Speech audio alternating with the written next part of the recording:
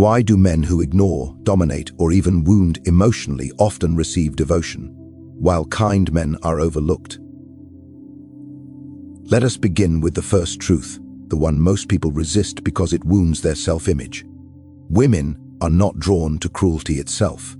They are drawn to what cruelty signals. Cruelty, when subtle, is interpreted as strength. Listen carefully, because this is where most men misunderstand the game. The man who is overly agreeable, endlessly accommodating, constantly reassuring, he believes he is showing value. In reality, he is broadcasting dependence. He is saying, without words, I need you to validate me. And need is never mistaken for power. The cruel man does something different. He withholds. He is not easily impressed. He does not rush to explain himself. He does not bend emotionally when tension enters the room. This restraint is not kindness, but it looks like control. And control, in the human mind, is dangerously close to authority. Machiavelli understood this centuries ago. People do not follow those who are good. They follow those who appear unshakable. Emotional restraint creates the illusion of inner order, and inner order feels like strength in a chaotic world. The cruel man does not overreact. He does not chase clarity.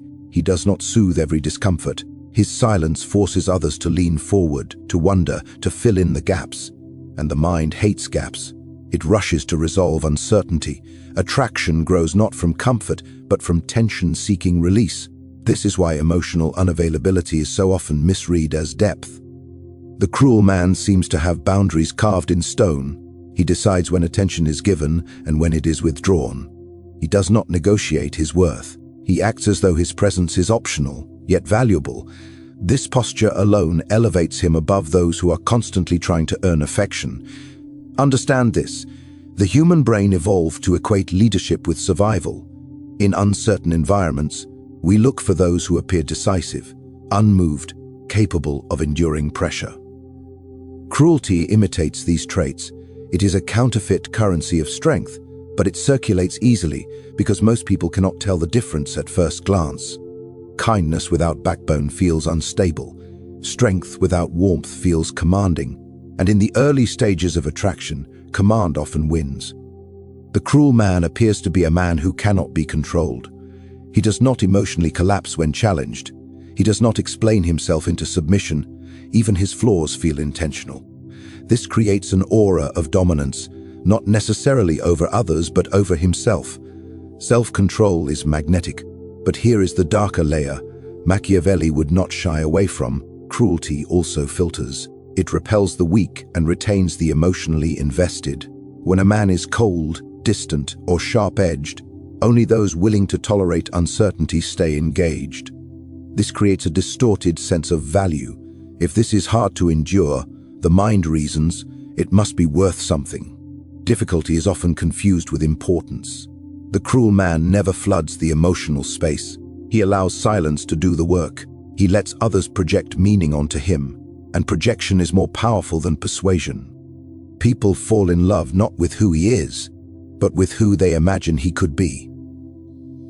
This is why cruelty is often romanticized. It feels like a mountain to climb, a test to pass, a force to be conquered. And conquest, especially emotional conquest, activates desire far more than harmony ever could. Notice how this has nothing to do with love. It is about perception. It is about what the absence of softness communicates in a world where softness is everywhere. The cruel man stands still while others overextend. He does not plead his case. He does not over-communicate his intentions.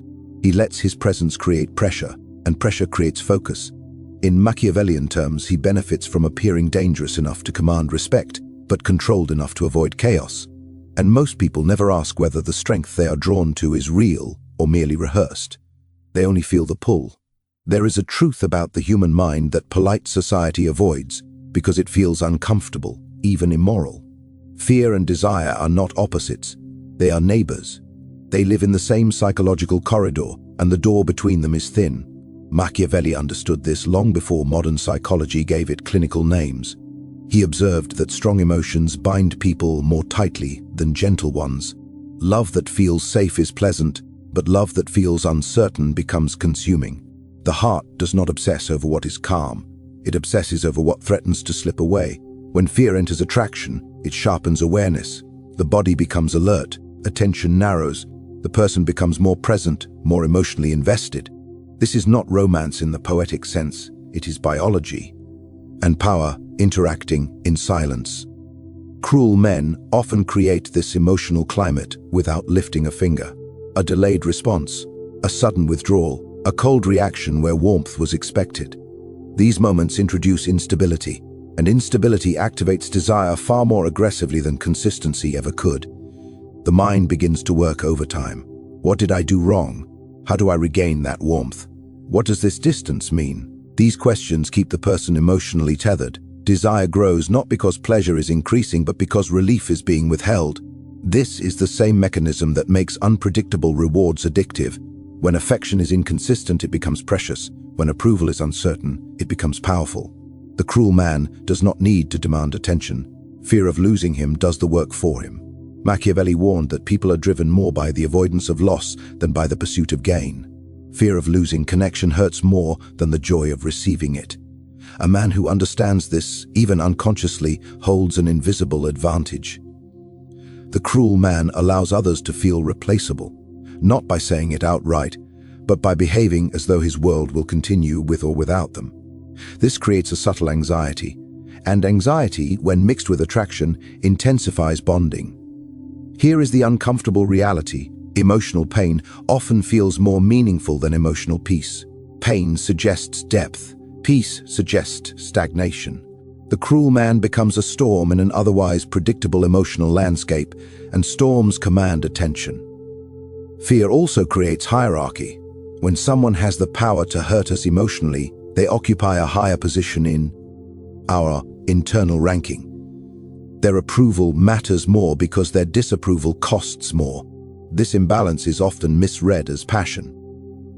In Machiavellian logic, fear is effective because it creates memory. People forget kindness. They remember discomfort. They remember moments that unsettled them. The cruel man leaves a mark not through affection, but through emotional disturbance.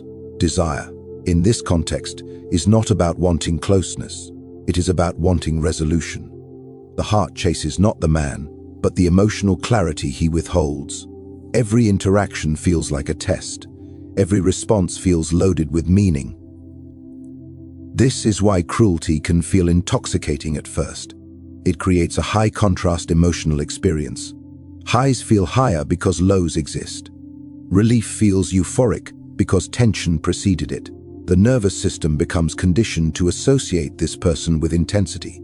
And intensity is often confused with chemistry. Machiavelli would remind us that people will endure great suffering if they believe it leads to significance. Fear gives weight to the relationship. It makes it feel important, consequential, worth fighting for. The cruel man does not need to explain himself. Fear fills the silence with imagined narratives. Desire grows inside those narratives. The person becomes emotionally invested not in reality but in possibility. This is the door where fear and desire meet. One does not cancel the other, one amplifies the other. And once someone learns to associate attraction with emotional risk, calm love begins to feel empty, even suspicious. The cruel man becomes the standard not because he provides fulfillment, but because he creates emotional charge. ND. Once the nervous system is trained to crave that charge, it seeks it again, mistaking turmoil for connection and anxiety for love. Human desire does not operate on fairness. It operates on availability. What is plentiful is taken for granted. What is rare is watched, measured, and pursued. Machiavelli understood that power is not only about force or intelligence, but about access. Whoever controls access controls perception. In attraction, scarcity functions as silent authority. The cruel man does not flood the emotional space. He does not offer constant reassurance, constant presence, constant validation. His attention appears limited, selective, conditional. This alone elevates its value. When something is not always available, the mind assumes it must be important. This is not because the cruel man is inherently superior.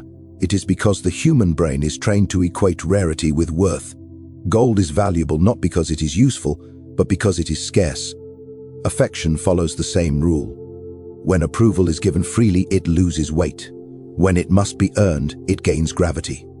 The cruel man's restraint creates an imbalance. He seems to have more options, more demands on his time, more control over when and how he engages. Even if none of this is true, the appearance alone is enough. Perception becomes reality. Machiavelli advised rulers to never make themselves too accessible. Familiarity breeds contempt, not loyalty. The same principle applies here. Constant availability reduces mystique. Reduced mystique lowers perceived status. The cruel man does not explain his absence. He does not apologize for emotional distance. He allows others to sit with uncertainty. And uncertainty magnifies desire. The mind begins to chase patterns. Why was he warm yesterday and distant today? Why does his approval feel so rare? Scarcity transforms attention into obsession. The less predictable the reward, the stronger the attachment. This is not romance. It is conditioning. Scarcity also shifts power dynamics. The person who wants more loses leverage. The person who wants less holds it. The cruel man appears to want less. He behaves as though connection is optional, not necessary. This signals abundance, whether real or fabricated. Abundance is attractive because it implies choice. Choice implies status. The cruel man rarely competes. He does not overinvest early. He does not try to secure affection quickly. He lets time do the work. This patience is often misread as confidence. Confidence is mistaken for value. Those who give too much too soon reveal their hunger. Hunger lowers perceived worth. Those who withhold appear satisfied. Satisfaction suggests superiority. Machiavelli wrote that men judge more by the eye than by the hand. What appears valuable is valued. Scarcity is visible even when substance is absent. The cruel man's affection feels like a reward, a prize unlocked after effort. Effort increases attachment. The more someone invests emotionally, the harder it becomes to walk away. Scarcity turns attention into labor, and labor into commitment. This is why emotionally generous men are often overlooked. Their warmth is accessible. Their presence is guaranteed. There is no challenge, no uncertainty, no sense of earning. The brain relaxes, and relaxed minds do not obsess. The cruel man keeps the nervous system alert. Every moment of connection feels earned. Every sign of approval feels meaningful. The relationship feels valuable because it feels difficult. Difficulty is seductive. Scarcity also creates competition, even when none exists. When access feels limited, the mind imagines rivals. This imagined competition increases desire. Winning becomes personal. Attachment deepens not because of love, but because of ego. To be chosen by someone selective feels like validation. To be noticed by someone distant feels significant. The cruel man benefits from this without needing to offer much in return. Machiavelli would call this strategic restraint. Not generosity, not cruelty for its own sake, but control over distribution. Power lies not in giving, but in deciding when to give. The tragedy is that scarcity can exist without substance. A man can be emotionally empty and still appear valuable simply because he withholds. Many mistake silence for depth, distance for mystery, absence for importance. And once the mind associates value with scarcity, abundance begins to feel cheap, even when it is sincere. There is a quiet fantasy that sits beneath much of human attraction, rarely spoken aloud but constantly acted upon. It is the fantasy of control, not domination in the crude sense, but the belief that one's presence, patience, or love might transform another person. The cruel man becomes attractive not because he is harsh, but because he appears unyielding, and unyielding figures awaken the desire to be the exception. Machiavelli would recognize this immediately. People do not merely want power for themselves, they want proximity to it. They want to believe they can influence it. The cruel man stands as a closed gate. He is distant, emotionally armored, seemingly immune to persuasion. This resistance creates a challenge, and the challenge creates engagement. The mind whispers a dangerous story. If he opens up to me, it means I am special. If he softens for me, it means I have won. Attraction shifts from connection to conquest. The relationship becomes a proving ground, not a partnership. This is the illusion, the belief that emotional restraint equals depth, that coldness hides a hidden core waiting to be unlocked by the right person. The cruel man rarely promises change. He does not need to. Ambiguity does the work. Hope fills the silence. The illusion of control is intoxicating because it offers meaning. Suffering feels justified if it leads somewhere. Endurance feels noble if it produces transformation. The cruel man becomes a project, and projects keep the mind invested far longer than pleasure ever could. Machiavelli warned that people often mistake endurance for loyalty and tolerance for strength. They believe that staying proves value. In reality, it often proves entanglement. The cruel man allows others to believe they are steering the relationship, when in fact, they are reacting to his boundaries. His unpredictability gives the illusion that effort might tip the scales. Every small sign of warmth feels like progress. Every withdrawal feels like a setback to be corrected. This creates a loop. Try harder, be more patient, understand him better, prove you are different. The illusion of control grows stronger with every emotional investment. The cruel man does not need to manipulate deliberately. His emotional opacity is enough. The lack of clarity. Why invites interpretation? Interpretation invites hope. Hope invites persistence. Control also flatters the ego. The idea that one can reach where others failed is deeply seductive. To be the one who succeeds where others walked away feels like victory. Attraction becomes tied to identity. Walking away now would mean admitting defeat. Machiavelli understood that people will cling to sunk costs to avoid feeling foolish. The more effort invested, the harder it becomes to leave. The illusion of control transforms attachment into obligation. The cruel man benefits from this dynamic because he never relinquishes the upper position. He remains the measure, the standard, the one being evaluated and pursued. Even attempts to fix him reinforce his power. He is the axis around which the emotional energy spins. This is why calm, emotionally available men often feel less compelling to those caught in this illusion. There is nothing to conquer, nothing to unlock, nothing to prove. Control is mutual, balanced, unremarkable. But the illusion thrives on imbalance. The cruel man's resistance creates a narrative, a story of potential, a future where things finally change. The present is endured for the promise of a better outcome. Machiavelli would call this a trap of imagined reward. The illusion of control also masks fear, fear of emptiness, fear of stillness, fear that without struggle, desire might fade. The challenge keeps emotion alive. The chase keeps meaning intact. And so cruelty becomes attractive, not as pain, but as possibility. The possibility that effort will be rewarded, that patience will be validated, that suffering will be redeemed. The cruel man rarely confirms this belief. He simply allows it to exist. And as long as the illusion remains intact, attraction sustains itself without needing fulfillment. Power, Machiavelli wrote, often survives, not by what it gives, but by what it allows others to believe they might obtain. Now step back and see the full mechanism exposed. What you have witnessed is not a mystery of love, nor a moral failure of either side. It is a system of perception, power, and psychology operating beneath awareness. Cruel men are not chosen because cruelty is desirable.